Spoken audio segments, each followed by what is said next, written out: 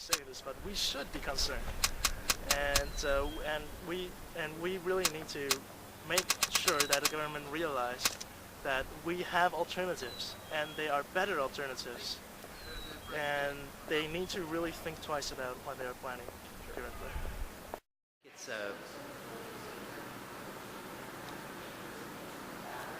maybe it's a fool's paradise. It's trying to if something sounds too good to be true, it usually is, and this is the perfect example of that.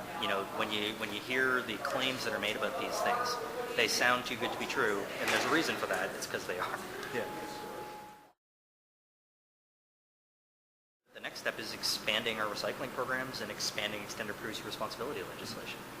If we expand recycling, there's a lot of jobs in it. And those jobs are the jobs of the future. They're the green jobs everybody keeps talking about. And this is the sort of economy that we need to be creating, is an economy that's sustainable, based on getting as much productive value as we can out of the resources we extract from the ground. Yeah. There is some legitimacy to the argument that we also need to be looking at our own consumption. We need to be looking at the products that we use. But at the end of the day, I think that can have an impact, but the power that we have in a democracy is our collective capacity, not just our individual capacity as consumers, but our collective capacity as members of a democratic society.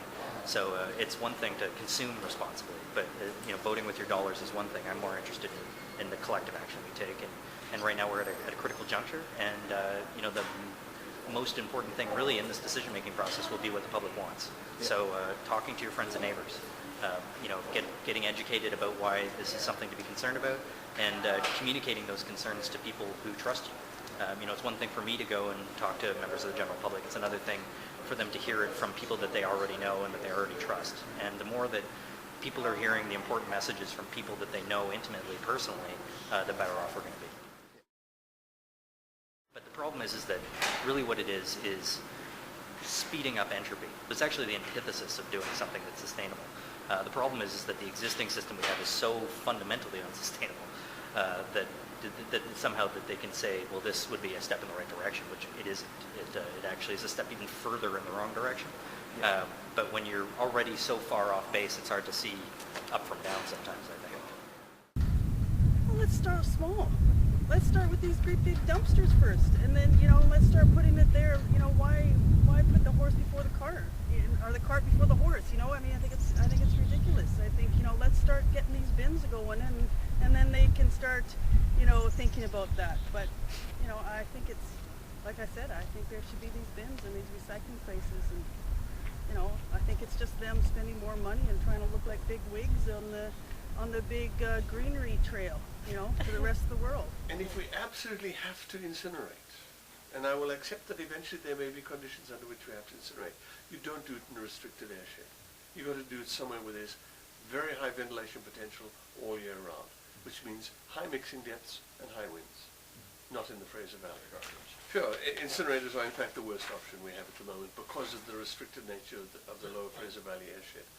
And the option we should really be working towards is a reduction, and we can, with relative ease, achieve quite substantial reductions in both the production of amount of garbage produced and in the amount of garbage diverted to recycling and to composting.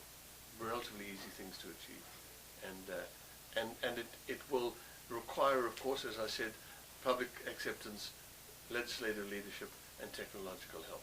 None of those things are impossible today. It is now the time to step up and act. This is not a decision that can be postponed. It's not a decision that can be ignored. It's a decision that we have to make. And I hope that Metro Vancouver will go towards the idea of reducing, reusing, and recycling, but not incinerating. All right.